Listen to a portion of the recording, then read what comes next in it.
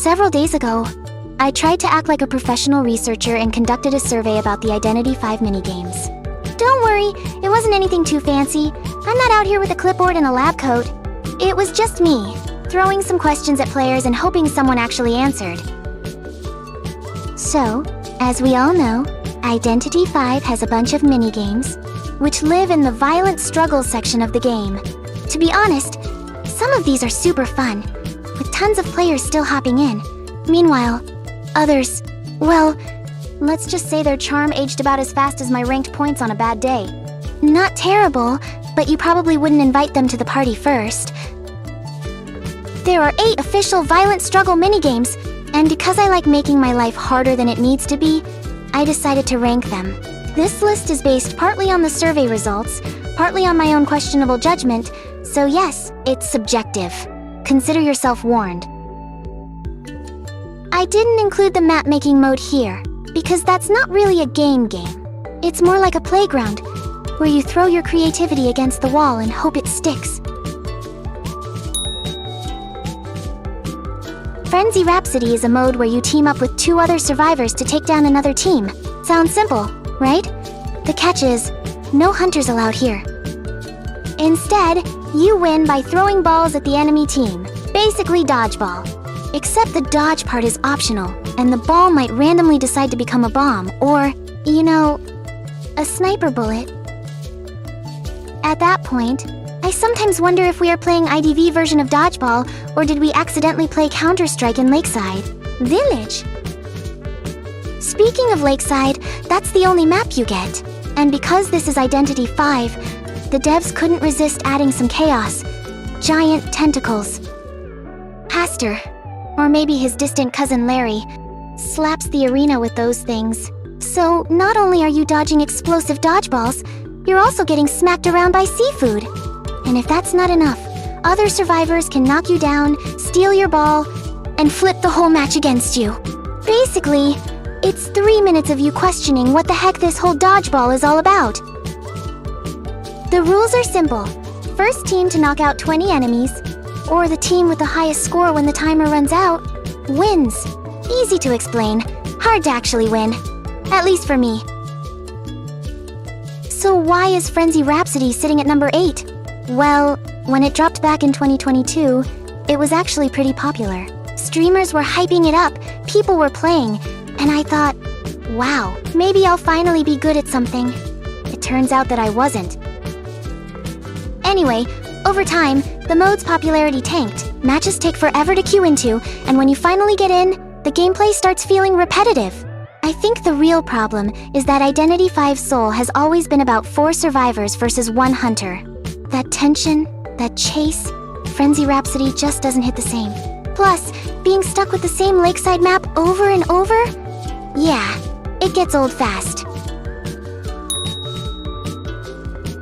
I kinda like this mode, not because of the whole run a marathon and be the first to finish thing, no, I'm way too lazy for that, but because in this mode, little girl is allowed to drink Dovlin, and seeing her happily chugging that thing while sprinting like her life depends on it is, low-key, one of the funniest sights Identity 5 has ever given us.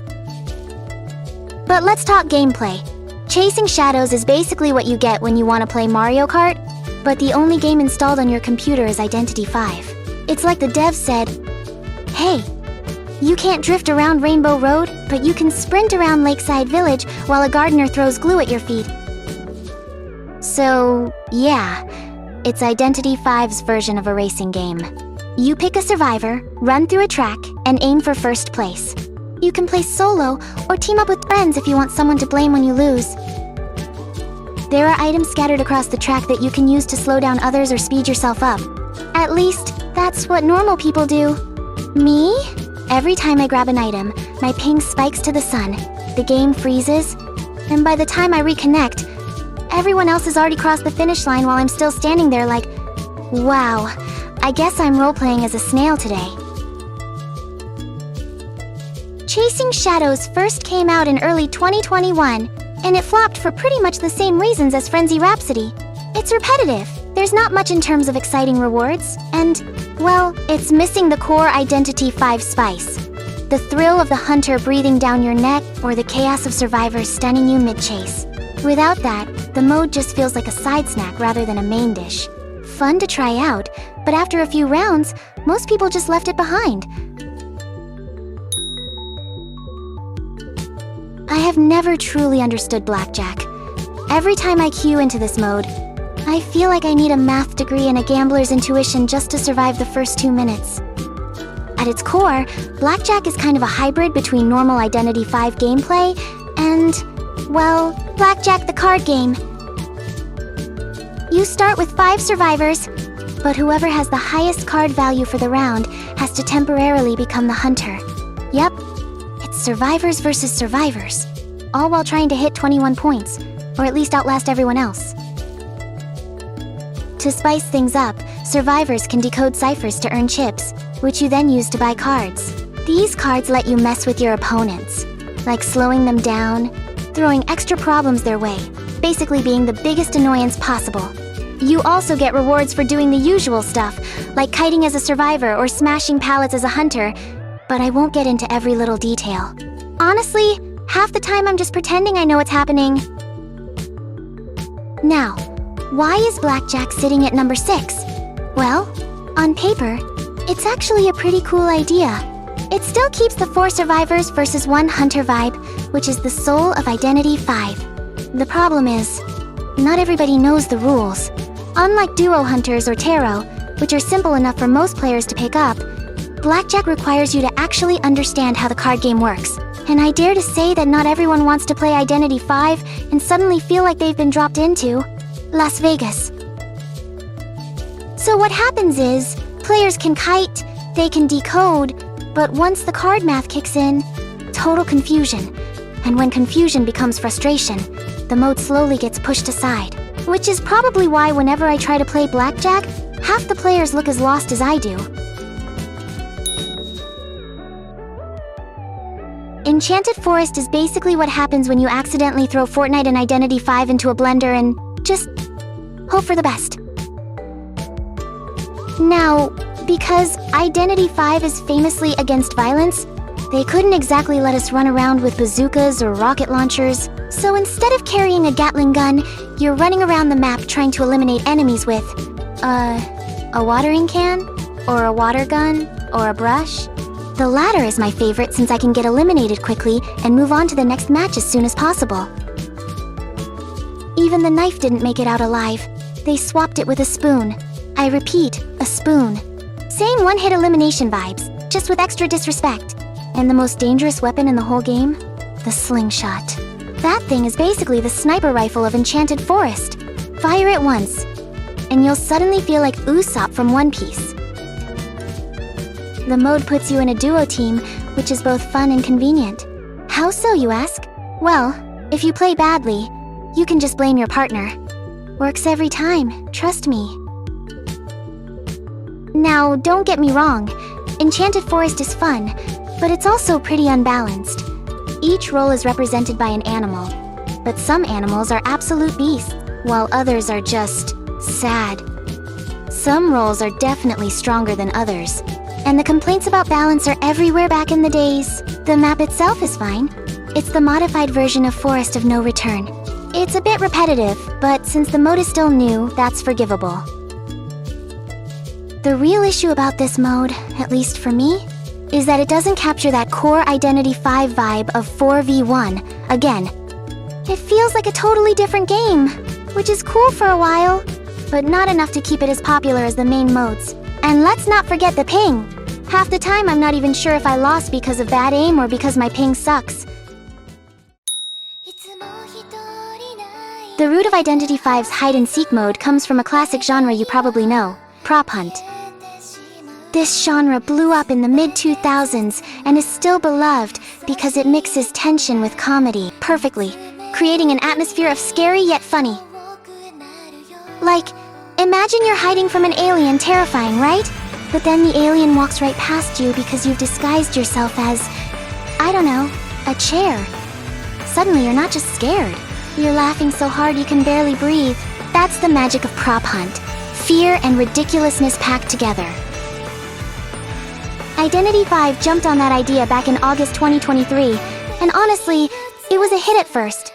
I still stumble into matches now and then, though I feel like more people are flocking to copycat or duo hunters these days. Maybe because, let's face it, hide and seek doesn't really scream Identity 5's core gameplay. Still, don't get me wrong, the Chinatown map update later on showed just how much love this mode still gets. And let me tell you, this can get embarrassing, because nothing humbles you faster than swinging your weapon at 10 chairs in a row, only to realize you've been chasing the wrong furniture. Meanwhile, the actual survivor disguised as a broom is standing right behind you, probably laughing their head off. Tarot is basically what happens when you play Identity 5, but instead of focusing on winning, you're busy simping over someone and go full bodyguard mode. Yep, that's Tarot in a nutshell. On paper, it's still the classic setup, one hunter chasing survivors. But in this mode, the main target is just one special survivor, while the others are basically backup dancers with jobs. This mode dropped globally in October 2020. Originally called Minor Arcana. 8 players split into 2 factions, each with their own king. And let's be honest, if your faction is losing, you're probably blaming your own king for your loss, as well as your tragic win rate in rank. Not me though. I've already pulled my win rate out of the single digits. I'm sitting at a glorious 11% now. Unless I play tonight and tank it again. In which case, back to Clown Town for me. Here's how it works. Hunters play as knights, survivors play as either the king or squires. The squire's whole job is to keep their king alive. Or, if they're feeling spicy, help their knight eliminate the enemy king. The match ends when one of the kings gets rocketed away, or when the gates open after 10 minutes and a king makes a dramatic escape. Frankly speaking, people still love this mode today. Matches don't take long to find, except at those hours when everyone collectively decides they're either too sleepy or too over it to bother. But honestly, I get it. Playing as a king and having 2 people throw themselves in front of danger for you feels amazing. And being the squire who sacrifices everything for your king, low-key feels like starring in your own tragic anime arc. Those of you who have played Among Us, you know, the game famous for ruining friendships and creating permanent trust issues, you'll feel right at home with Identity 5's Copycat mode. Because, let's be honest, Copycat is basically Among Us in IDV cosplay. Now, I'd love to sit here and explain every single rule of Copycat, but honestly, there are just too many. And if I try, this video will turn into a 3-hour lecture, and nobody wants that, not even me. So if you're new, you might want to check out my earlier video about Copycat, or, you know, any tutorial out there. They'll probably explain it better than me anyway. Long story short, Copycat splits players into 3 factions: detectives, copycats, and mystery guests. Each has its own win conditions. Copycats have the uncanny ability to knock someone down like they're auditioning for a Dwayne Johnson or Jackie Chan movie. Detectives, meanwhile, can sniff out who the copycats are. Here's the condition though. Detectives, at least most of them, can only eliminate people they suspected as copycat by voting, which means this whole game basically boils down to who can lie the best versus who can sound the most convincing telling the truth. And just like in Among Us, the copycats all know each other, but the detectives don't. This mode first hit the manor in 2024, and even though it's not the usual hunter versus survivor setup, people still love it. Why? Because it's fun, casual, and doesn't demand you sweat like you're trying to climb rank to championship. Copycat is for laughing, accusing your friends, and then apologizing later. At its heart, it's just a social deduction game, a genre built for interaction, not for chasing badge or anything. IDV devs knows that not everyone wants to be competitive 24/7. Some players just want to relax, troll their friends, and laugh when they get voted out for no reason other than, "You sounded sus." Copycat delivers that perfectly. It's easy to pick up, quick to play, and super replayable, because no 2 rounds ever feel the same.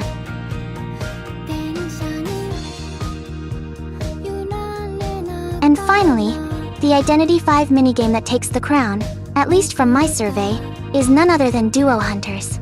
Yep, this mode is hands down the fan favorite, and honestly, it's not hard to see why.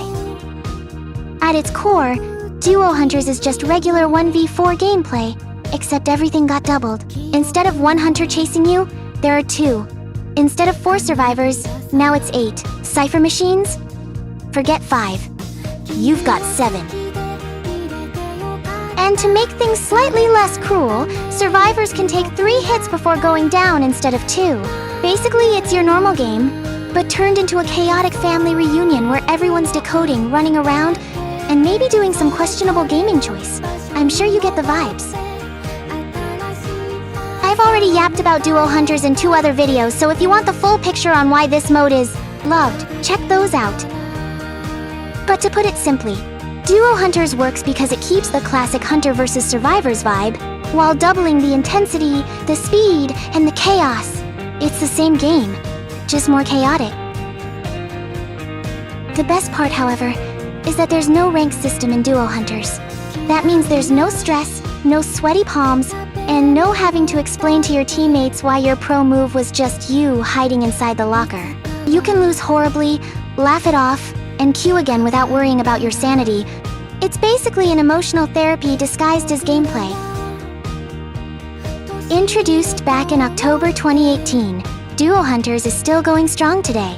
Sure, it only has 4 maps, but players keep coming back for more, which just proves how much staying power it has. Of course, the community has also made their own custom modes, things like Sui, PTK, and Capture the Flag. But I'll save those for another time. Otherwise, I'll be here rambling until the next Identity 5 anniversary. Anyway, that's my take on the violent struggle minigames. Feel free to drop your own thoughts or rankings in the comments. I'd love to see which ones you put at the top. And as always, thanks for watching, and for putting up with my questionable gaming skills. This is Silmina, signing off.